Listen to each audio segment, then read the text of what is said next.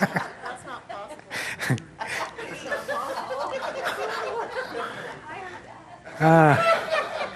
See, you take off the suit, and all of a sudden they're just slinging their barbs and arrows at you. I am choosing love. Choosing love. Although a few other options crossed my mind. Isn't that always the way it is? So yes, today is Picnic Sunday, my favorite day of the year. We get to come together, hang out, have fun. So I invite you to join us this afternoon and just be in community together. We've been looking at this idea around to be spiritually free. You may have noticed our website is called spirituallyfree.org. And this idea of freedom is so powerful. And what I realize as I've moved through my life is rarely is it the conditions of my life that are binding me. More often it's my belief about the conditions of my life that bind me. Now you may not have that experience, but I do find from time to time that it is my thinking, the stuff that I've made up about reality, that really is the limiting factor of my life. And so I wanted to look today at a subject that I feel eminently qualified to speak about. Now, this does not often happen for me. Most of the time, I'm just, phoning it in and hoping you don't realize that I have no basis in reality to speak of such a thing. But today, I want to talk about the freedom to fail. So, you know that this is a qualified expert at this point. And I love the words of Eric Hoffer when he says, there can be no real freedom without the freedom to fail. You see, I'm noticing a trend in our world today, and it concerns me a little bit. It's the kind of the mentality, I know we want to protect our young people, and we want them to grow, and we want them to feel good about themselves, but there is sort of this mentality that everybody gets a trophy that concerns me. Right? That idea that everybody's a winner. Now, inherently, what do we know? Inherently, we are all spiritually whole, perfect, complete beings. But playing at the game of life, sometimes we need to learn. And more often than not, as I spoke about last week, much of our learning comes from our mistakes, comes from our failures, comes from the ways where we've really screwed it up royally, if I can use such a term. Since I'm not wearing a suit today, I can use these terms. Next week when I have my tie on again, I'll get all proper and whatever, right? It's where we just... It's not going to happen. You're not buying anything today, are you? I can tell. It's a rowdy crowd. See, you let you be all spiritually free, and then you just think you can be. It's good. So, ultimately, you see, it's not the failure that's the problem. Most of us have not done it right at one time or another. It's stopping at that point that really becomes the essence of it. Vince Lombardi once said, I never lost a game. Now, sometimes the time ran out before we got ahead. But I never lost a game. See, I love that mentality that says it's not over. Truly, failure only happens when we quit. In the meantime, we're just learning. And so we've looked so often at all the different ways that people have experienced life. I love reading biographies. I love reading people's stories because what I am reminded of time and time again is there's no overnight successes. That's a term we use, like, oh, they were overnight success. Yeah, usually preceded by about 10 or 15 years of struggle. And then it popped and it came together. So in reading the stories of different individuals, you see we all go through a common struggle. And often it is in the struggle that we truly find who we are, that the character is built, the insight and wisdom and awareness comes into being. For a number of years, I did ministry as an avocation, not as my primary vocation. And so I've always been involved in ministry, but for a while I was being the minister's wife, and so I was wearing pillbox hats and hosting teas and that sort of thing. It was lovely. The only problem was my partner was unwilling to fund that whole program and decided that I should also make a living. So I worked in the world and did property management, and then I went into real estate, and real estate was really fun. It was really exciting. It was in Sun Valley, luxury market, big commissions. And so I often like to tell people I was so successful in real estate that within just a few years, I was waiting tables again. Because I happened to hit the timing just enough to get over the cliff as the market crashed. And it turns out in resort markets, people stop buying second homes when the cash flow tightens up a little bit. Kind of inconsiderate, I think, but nonetheless, they do. And so I share that with you not because it really matters, except that when looking at the larger story, it was through that experience that I said, okay, I've got to figure out what I'm doing. And it was really a kind of this moment of clarity where I said, why you're here. You know why you're on the planet. And it's not to wait tables and it's not to sell real estate, even though those are both lovely and wonderful professions. It's to deliver a message, so get on with it.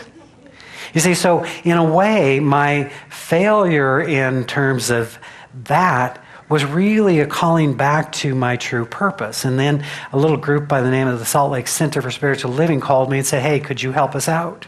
And that was over about 6.5 years ago.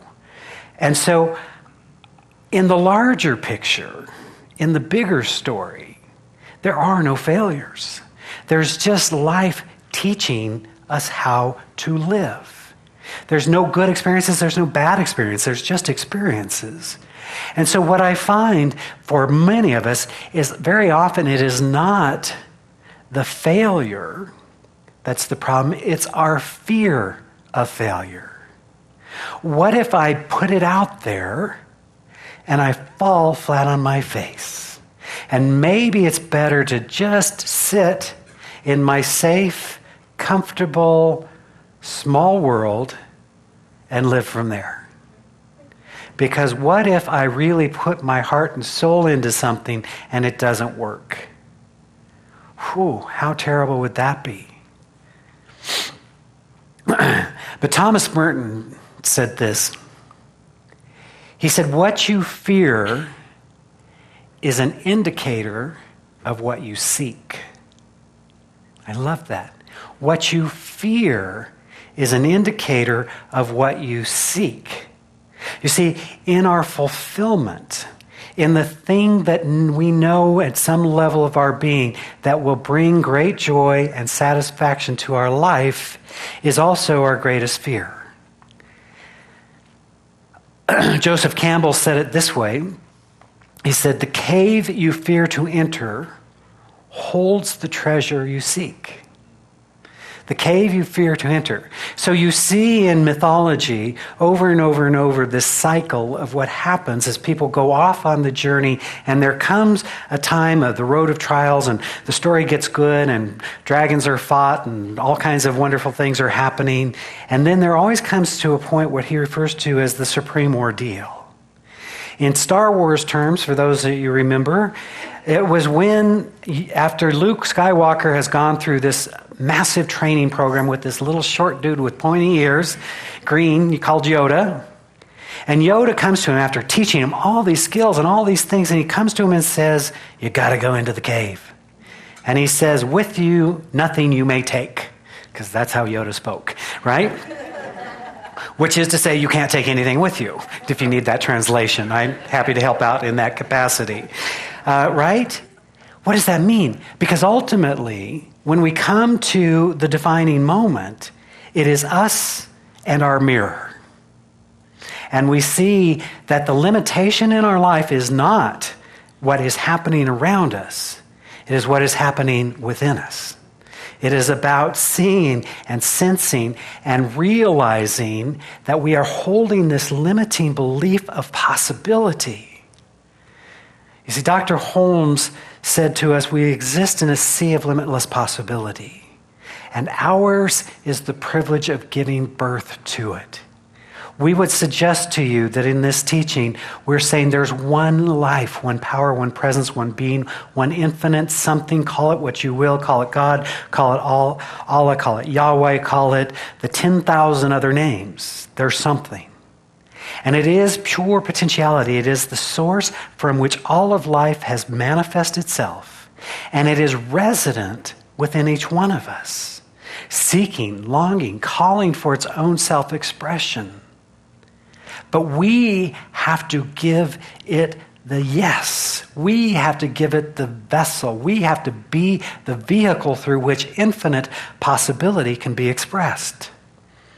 Some of us have people in our lives who we know are filled with potential.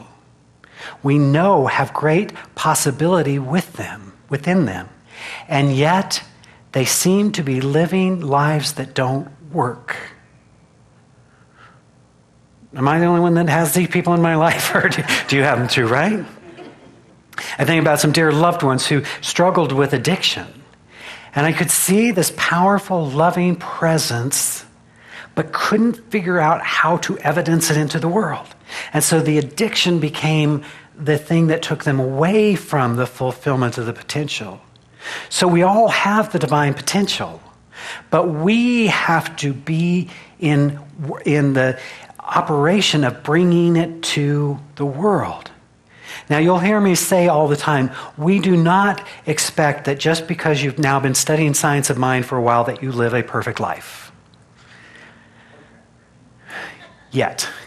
We've got 3 more weeks before you have to reach perfection. And then you're out of here.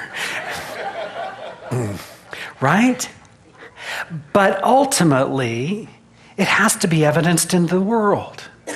You see, it's one thing to say, I am whole, I am perfect, I am complete. I am spiritually abundant. Can I borrow $5 to put gas in my car, right? There's a disconnect. So ultimately, it is about taking this spiritual teaching and realization and evidencing it into the world and into our expression. So when we look at our lives and we see that what we all have is this divine potential, I think that when we look at this idea of fear, I think one of the greatest fears many of us hold is that we are afraid that we will die without having lived fully, that we will have missed some magnificent possibility. And I don't care if you're 8 or 80, I think that's one of them that longs there. So we want to look at that a little bit today.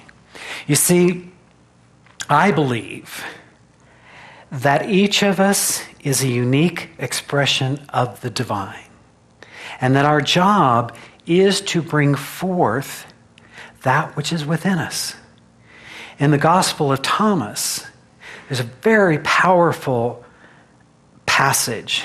Now, some of you are thinking back to your Bible school days and going, Gospel of Thomas? I don't remember that one. Well, Gospel of Thomas was discovered a few years ago in the Gnostic Gospels. So it's okay. But I love what this passage, it says, if you bring forth that which is within you, it will save you. In other words, if you bring forth that divine potential, that divine possibility, therein lies your salvation.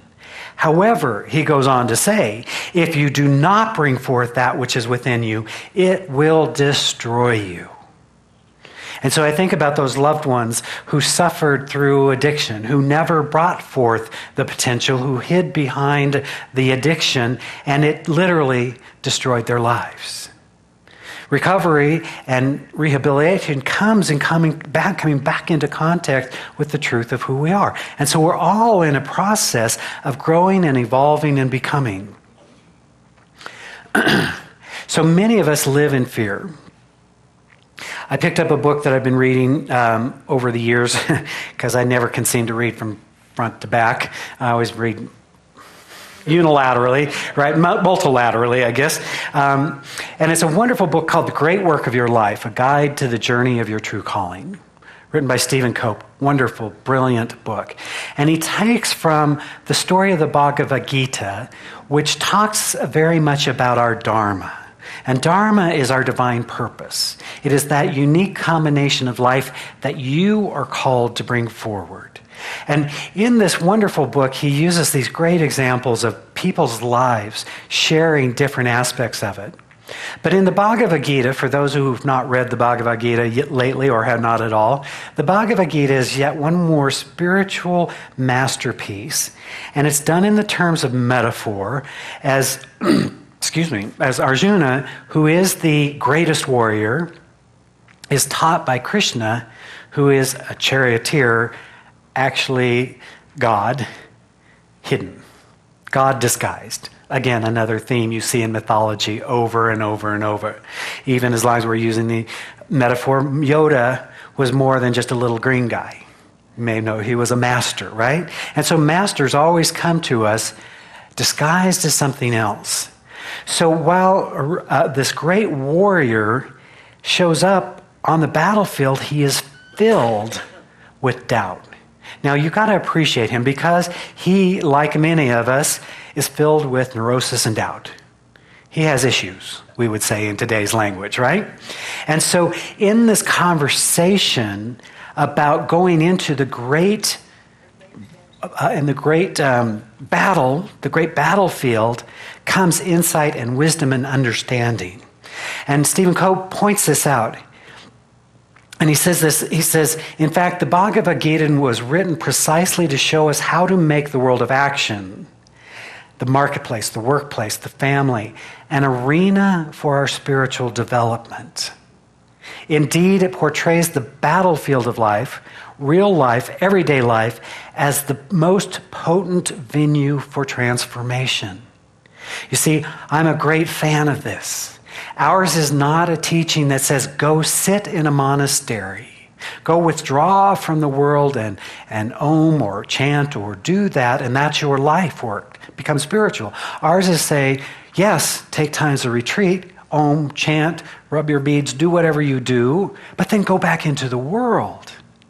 Because it is in the world that our true spiritual transformation occurs. Your boss may be your greatest teacher. You should thank him or her if you've been using terms that were less than gracious, right?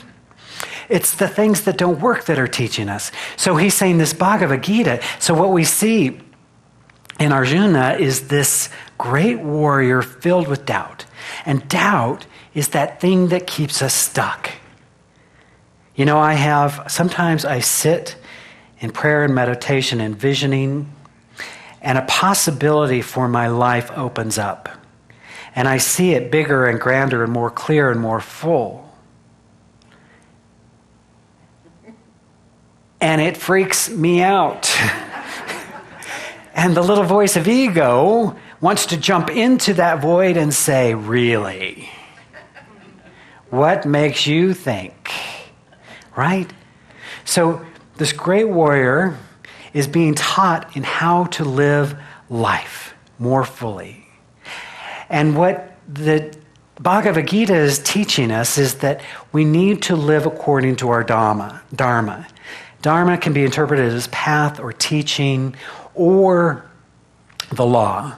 But yogis believe that our greatest responsibility in life is to live this inner possibility, to live this sacred duty. Now, in case your ego is engaging right now, which says, oh, I must be famous, I must be rich, I must be powerful, this is not what we're talking about. This is talking about living your gift. The thing that you love to do, bringing that forth. Perhaps that's gardening. Then spend time with dirt, right? It's a very ego thing that says it's got to be famous, it's got to be earth-shaking, it's got to be big and bold and powerful. It's really about finding joy in the fulfillment of our life. And so in this book, Stephen Cope talks about the 4 pillars of Dharma. And he says, first of all, the first one is look to your Dharma. In other words, trust your spiritual gift. Now, if I had,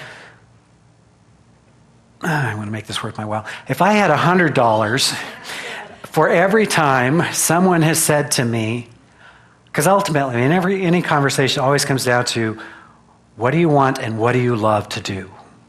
What brings you joy and fulfillment? This is a question that I ask over and over and over. And people you'll see their eyes light up and their spirit can line. I love too, and they start sharing this, and you can see the energy of that. And then, if we could just stop there, it'd be just fine. But no. There always is a but, and then their excuse why they don't do it. I can't make a living, it's not practical, blah, blah, blah, blah, blah, blah, blah, blah, blah. Right? But what I would say, what the yogis would say, what Stephen Cope is saying, is if we love to do it, it is our spiritual gift. It is the thing we are called to do, and that is what we should be doing. We should bring that forward, because as the Gospel of Thomas says, if you bring it forward, it will provide salvation. If you do not, it will kill you. You will never live that fulfilled life. The second rule, the second pillar is do it full out. You can't kinda live your Dharma, right? It's bring everything you've got and commit fully to it. Give it your best. And as you start to do that, what you begin to realize, it has to be a priority. See, so often what we do is we put our dreams on the shelf. We say, as soon as I get all of my practical things done, then I'll do this thing that I love. And my suggestion is maybe we need to make sure that no matter what else happens in the day, we make sure we do what we love to do. Just a thought. Then the third pillar of Dharma is let go of the fruits. In other words, let go of the outcome. As he says, it's better to fail at your own Dharma than to succeed at the Dharma of someone else. Sharing in the earlier service, a friend of mine who was all the way into law school and had this moment. But you see, he came from a family of lawyers. Dad was a lawyer, grandpa's a lawyer, uncle's an uncle, a lot of lawyers. And so when they looked at him as a small child and they looked him in the eye and they said, someday, son, you will be a lawyer. I said, okay. But he loved to cut hair. And at some moment in this realization, he said, I don't even like this. I love this. I'm going to go do what I love. And he was successful. Now, I don't know that he'll ever make the kind of money that he might have made as a lawyer, but I can tell you he'll have a better life. I remember having this conversation. I was working with my dad and helping him build his business and managing it, and he'd look me in the eye and say, son, someday all of this will be yours. And I could feel my stomach go, ugh. Because there was something else for me to do. Turned out it was ministry. Who knew? And I'll never forget the words. I love my dad forever for this. When I finally came and had this conversation with him, and I said, Dad, thank you for this opportunity, but I'm being called to ministry. And I'm going to go do this thing. And he said, you know, son, the most important thing. He says, I don't do this because I make a lot of money. I've made a lot of money.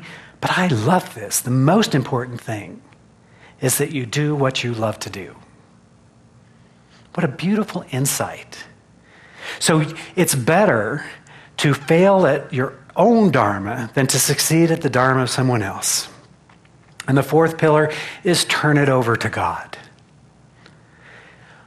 All true vocation arises in the stream of love that flows between the individual soul and the divine soul, which is to say, that the divine exists as infinite possibility, but until it becomes individualized and expressed, It's just pure potentiality. So when we move our soul into alignment with that divine purpose, then all manner of things happen. Things, Emerson talks about this, Thoreau talks about this, all the transcendentalists talk about it, that when we align with our purpose and we commit to that, that's when magic happens. That's when the unseen essence of the universe comes together for your divine fulfillment. It's as if it's by magic. But we got to let go. We got to know that at some level, we are each called to this higher purpose. And the higher purpose is your higher purpose. And we've got to trust that more and trust that there's an infinite intelligence at work through us, bringing together our greater good. So Dharma says there is a certain kind of action that leads to freedom and fulfillment. A certain kind of action that is always aligned with our true nature. So when we find ourselves being distracted by the things that we ought to do, should do, all those other purposes, we want to come back to say, does this bring me joy and fulfillment?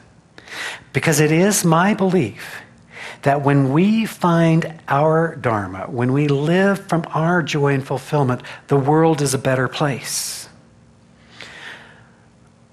For those of you that have been around me when I'm not in my Dharma, you know this is a true statement. What is it they say? If Marty ain't happy, ain't nobody happy, right? So we come into alignment with our purpose and we live joyously. Now, I don't know if it'll make a gazillionaire. Maybe it will, maybe it won't. But at the end of my life, that's why I've always admired my friend who took that step that said, I'm going to step away from a traditional, established, egocentric job to do what brings me joy, which was the creativity and the fulfillment and the nurturing that came from being a hairdresser. Now I know at the end of his life, he's going to sit down and say, good move. Good move. That's what brought me joy. So my friends, wherever you are on this journey, I'm going to invite you to understand this. That until and unless we are willing to fail, we won't find true freedom. So my invitation, fail early, fail often.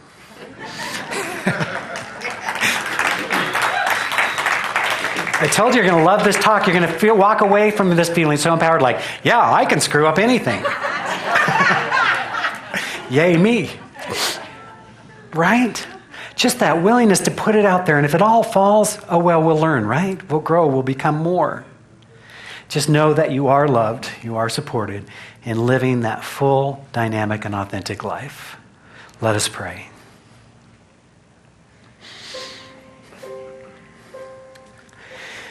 As we breathe into this moment, into the recognition and realization of the one life, ever present, always available.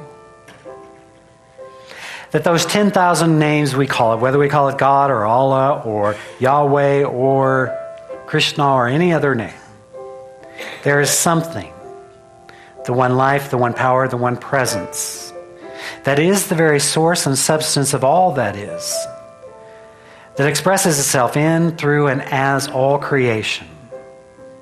And so as we breathe deeply into this moment, we are simply breathing into that awareness that it is here and now. It is the very intelligence that beats through our heart, that breathes through our lungs. And so we surrender to this awareness, to this power, to this presence. We remember we are one with it. We remember that we are each created out of love's extension of itself, of the universe desiring to fulfill itself through its creation. And all of those qualities and all of those aspects of the divine are ours right here, right now, by divine inheritance. So indeed, it is our privilege to give birth to it in some unique and powerful way.